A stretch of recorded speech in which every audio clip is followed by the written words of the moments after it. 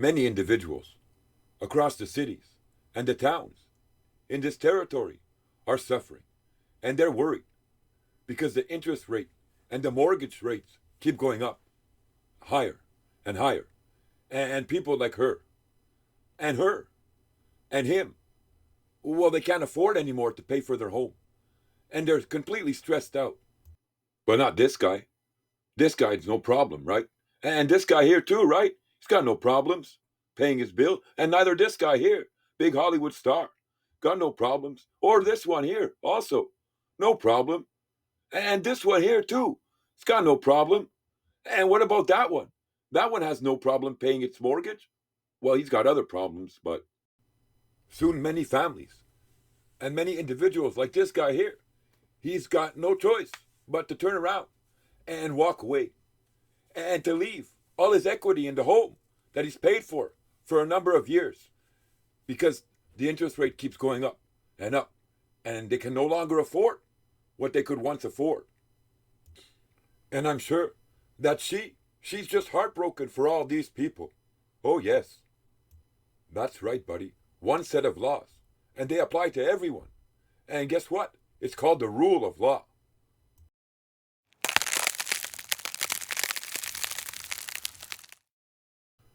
Let's look at these banks.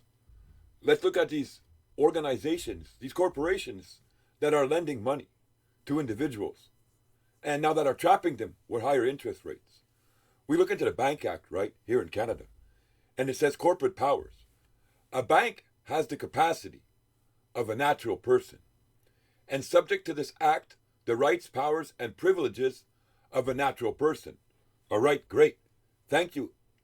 Thank you for telling me this. Thank you, statutory power, for letting me know that when I deal with the bank, that I'm dealing with a natural person in law. And powers restricted.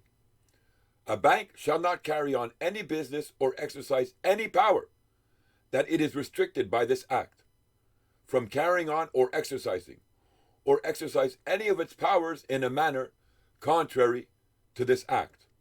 All right, so I've learned that the bank is considered a natural person, and I learned that the bank, the business that it can carry on, or the power that it can exercise, is controlled under this enactment.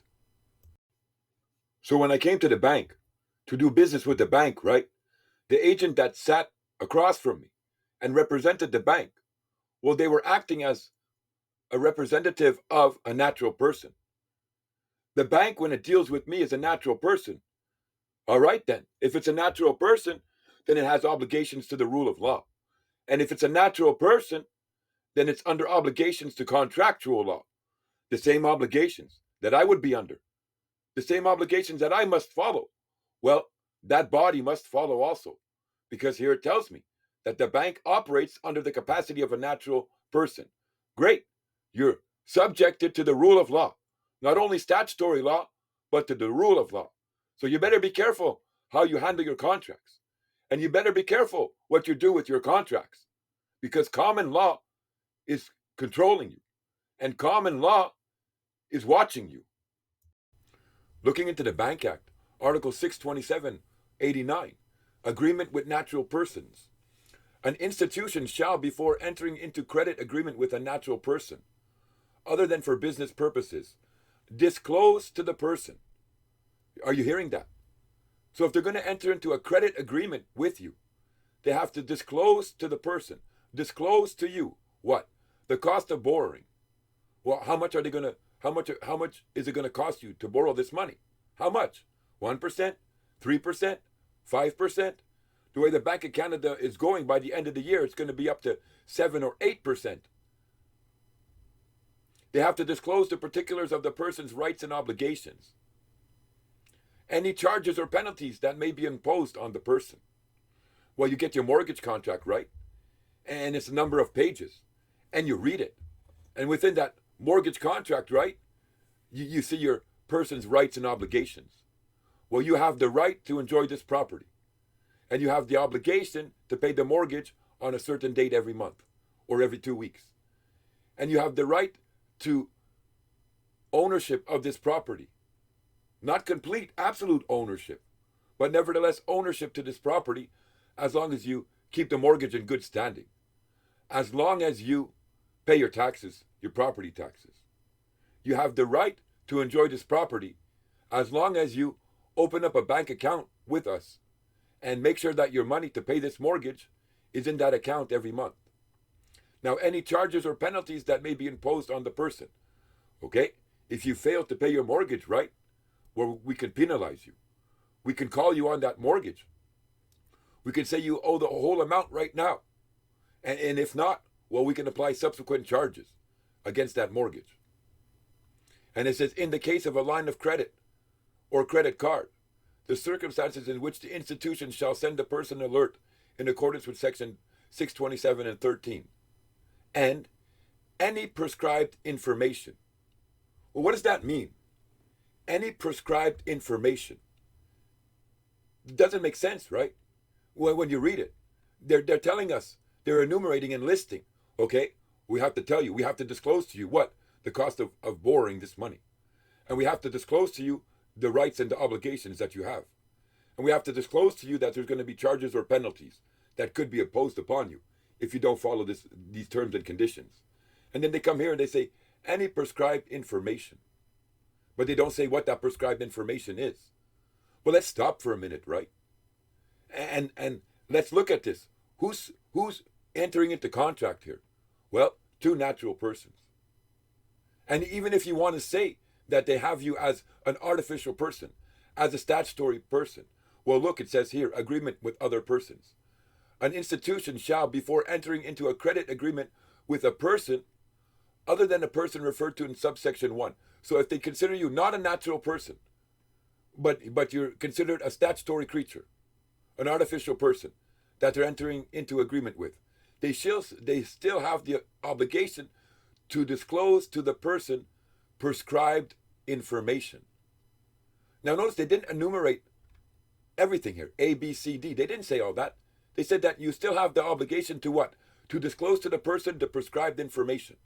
All right, so this works with no matter what capacity you're standing under.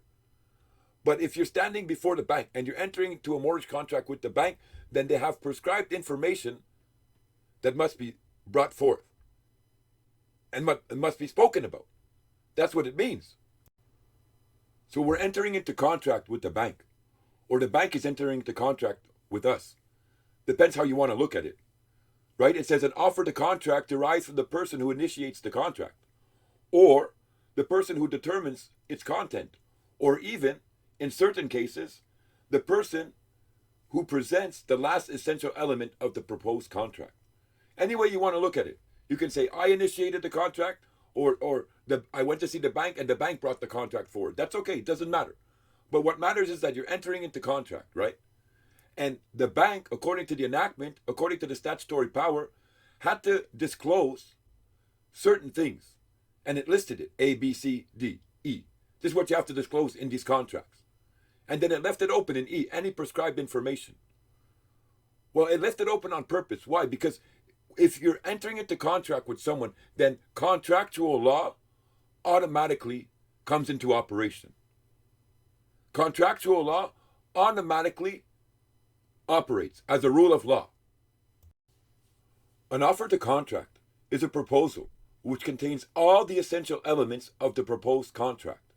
So all the essential elements, right? Everything that's going to transpire within that contract. Everything that's going to happen within that contract. How much money you're going to make? Or is the other party going to make any money? What's the interest rate? What's the payment date? Everything has to be disclosed in that contract. But yet when we look back to the Bank Act, right? They didn't say that. They just listed some things that need to be disclosed in the contract and then left it open. It said any other prescribed information.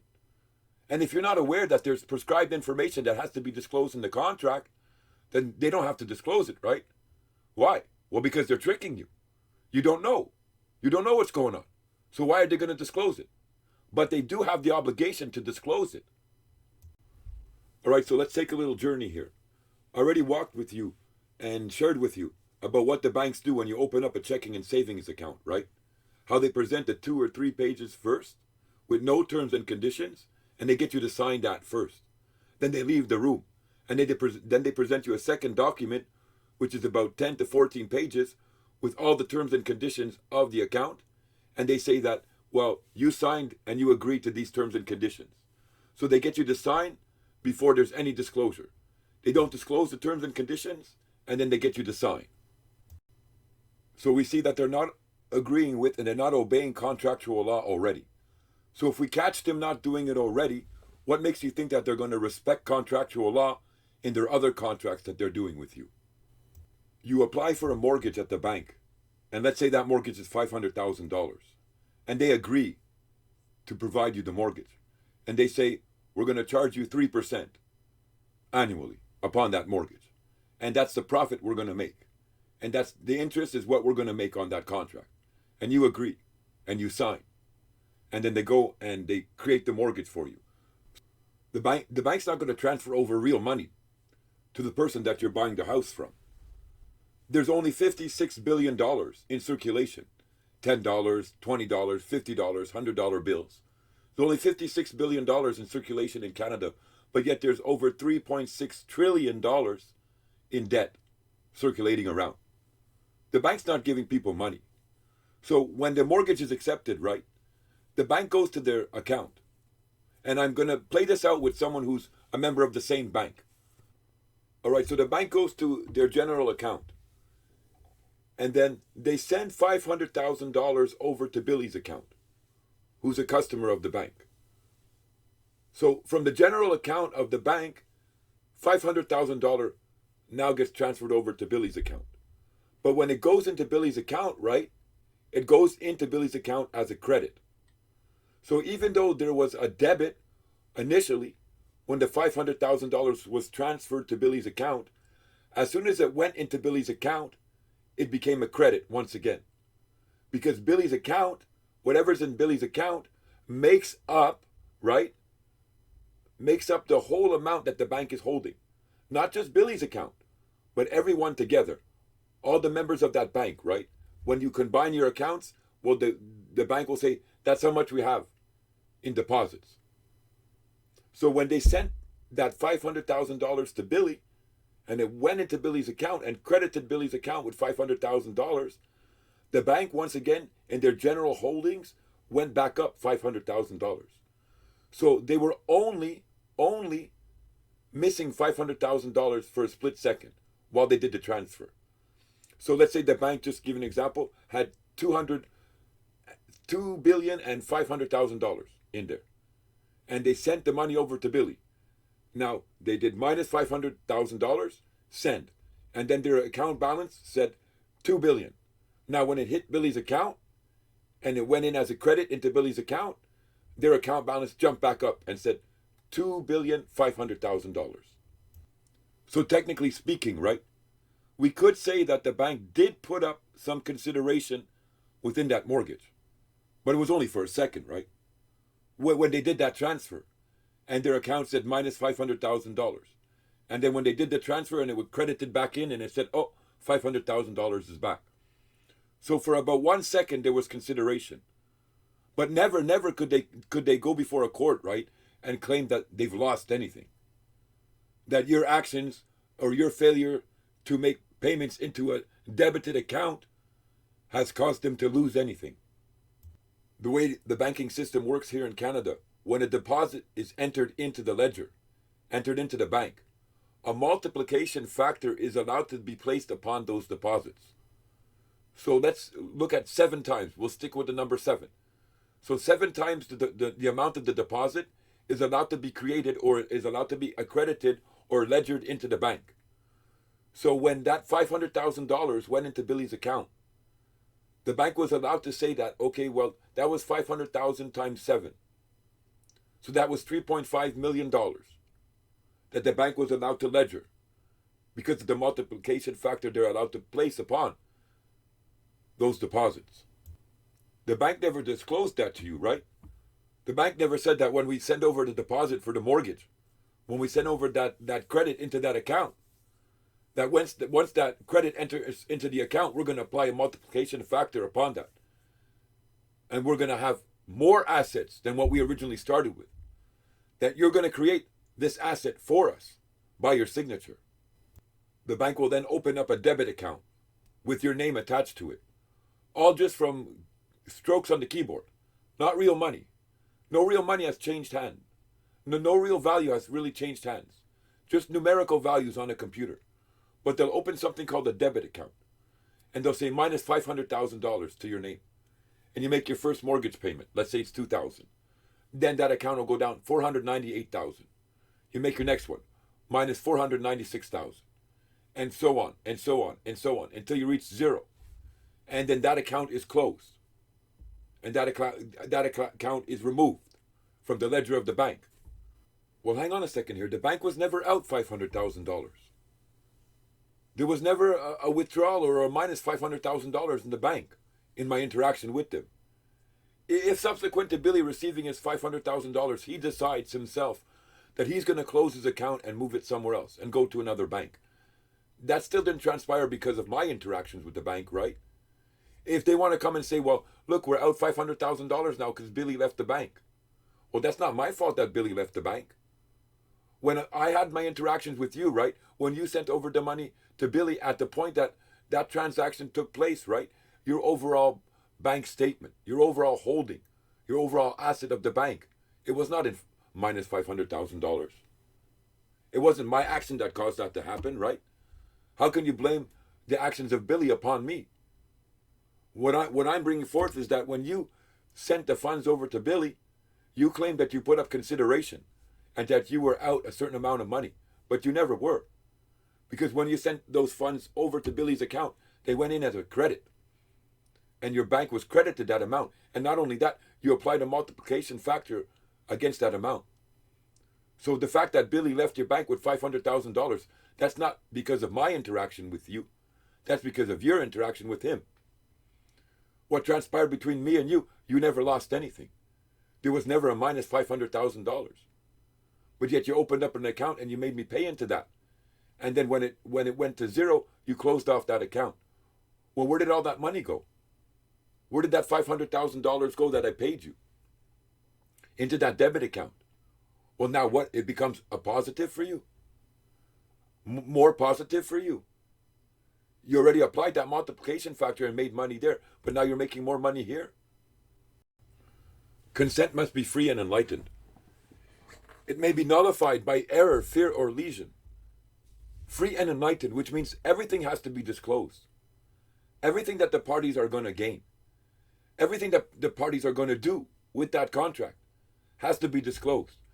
And if it's not, then it's not considered free and enlightened. It was a hidden contract. An error on the part of one party, induced by fraud committed by the other party. Well, what does it mean by fraud? What are they talking about? Well, not disclosing. Not revealing all the terms and conditions. Taking advantage of the contract.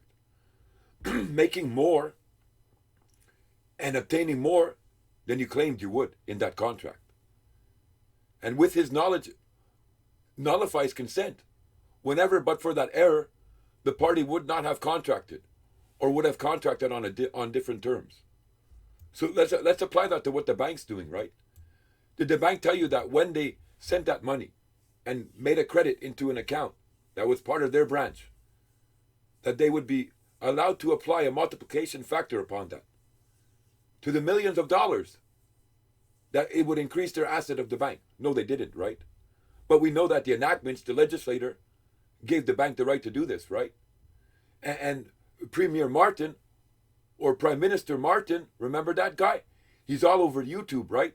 In his video, laughing about it and talking about how the banks are allowed to apply a multiplication factor upon all deposits that go into the bank to a factor of 7 degree, meaning 7 times the amount. And he's chuckling about it. And so when the bank made that agreement with you and sent that credit to Billy, well, they also made millions of dollars and never told you. And if they would have told you that they were going to do that, right, would you have contracted on different terms? Would you have entered into different terms with the bank? Or would you just said, okay, no, bank, that's fine. You can make all that money, no problem. You can make millions of dollars off of this deal, and I'll still pay you the $500,000 plus interest, even though you're not putting up any consideration, even though you didn't lose anything, even though you didn't put anything real up. But that's okay, no problem. You can do all this to me. If they told you all these terms and conditions, if they told you all that was going to transpire in that contract and gave you free consent and enlightened consent, would you have consented to it? Fraud may result from silence or concealment. So you see what that's saying? If you entered into a contract, right, and the other party was silent about certain matters, or the other party concealed certain matters, then that's, you could even go as far as saying that's fraudulent action.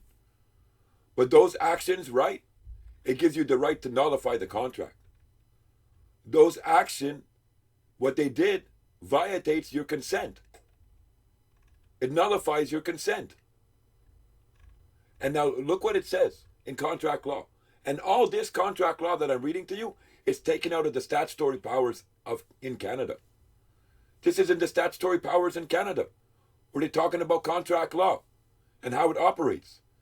So in case of a lesion, and remember, fraud is a lesion, and this fraud can happen from silence or concealment. Did they tell you they were going to apply a multiplication factor upon that deposit? No. Did they tell you that they weren't going to put up any consideration? No.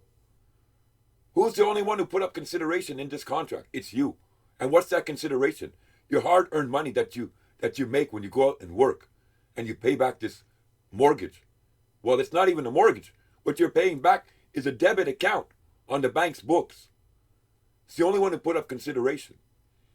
And it says, in case of a lesion, the court may maintain a contract for which annulment is sought. So it doesn't automatically mean that the contract's going to be nullified, right? No. If the defendant offers a reduction of his claim or an equitable pecuniary supplement.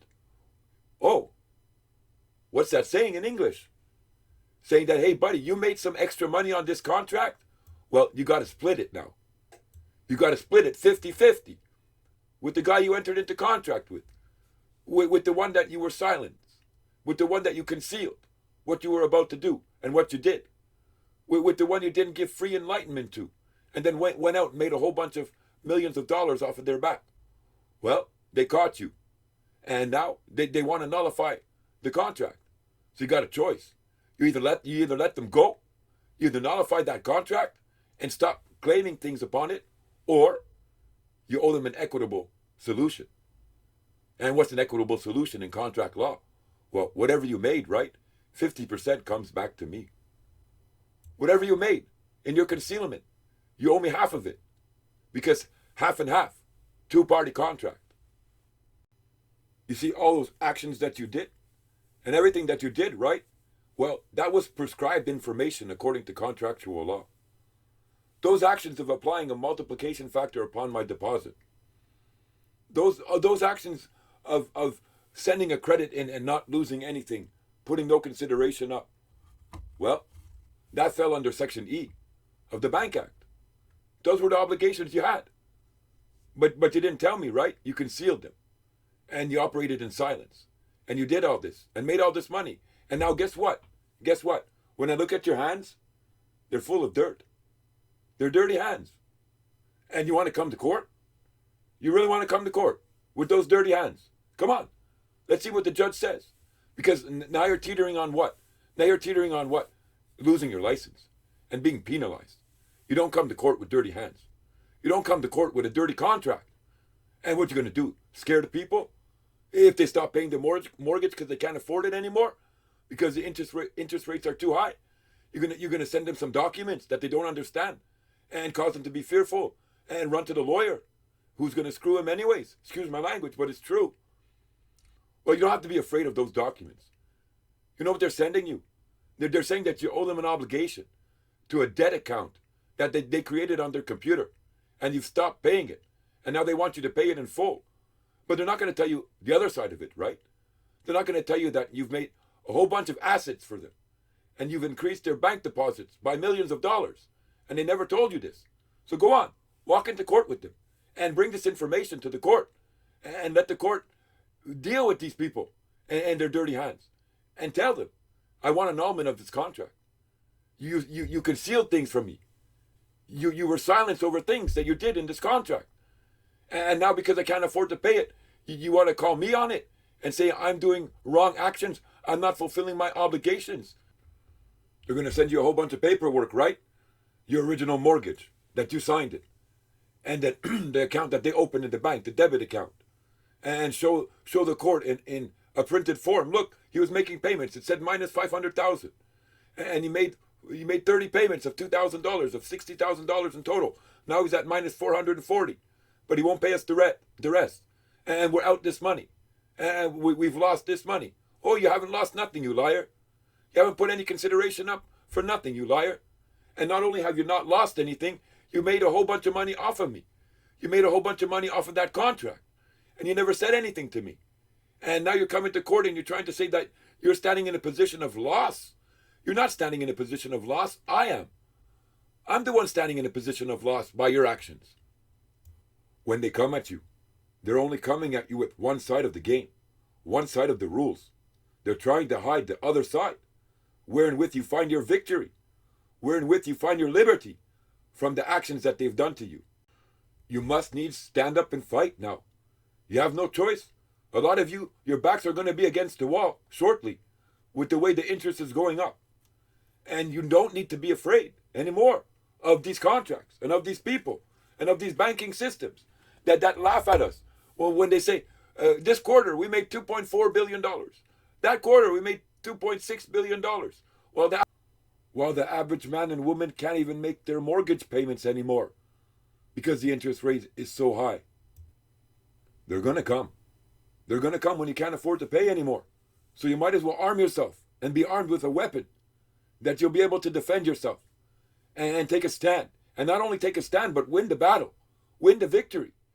If you listen to this video and you understood it, and I'm saying that in a legal sense, if you understood it, then you don't have to be afraid anymore. Then you understand what's going on. And you can protect yourself and defend yourself. And not only that, you can walk away from what they've done here with a financial blessing. Go from struggling to pay your mortgage to getting a 50% cut of what they did to you.